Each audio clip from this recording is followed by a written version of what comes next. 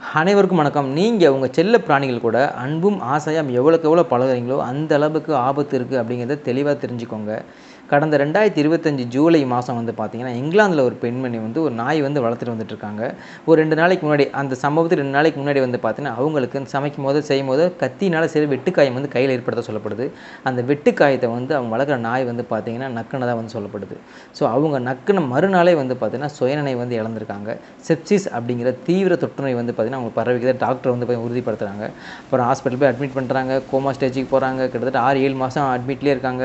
அந்த 6 மாதத்துக்குள்ளேயே கிட்டத்தட்ட 5 முறை அவங்க இதயம் வந்து நின்று போனதா வந்து பார்த்தீங்கன்னா, டாக்டர் சொல்கிறாங்க.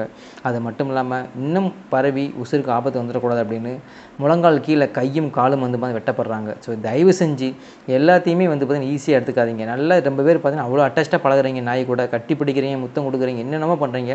அதுக்கு உண்டான தகுந்த சிகிச்சை நாய் எடுத்திருக்கா அப்படின்னு தயவு செஞ்சு புரிஞ்சுக்கோங்க. நீங்கள் எடுக்க வைங்க. தொற்றுநோய் தடுப்பு ஊசியை நாய்க்கும் போடுங்க. சப்போஸ் சின்ன டிசீஸ் வந்தால் கூட நீங்களும் சீக்கிரமாக வந்து பார்த்தீங்கன்னா அந்த ஊசியை போட்டு அவங்களை காத்துக்கோங்க.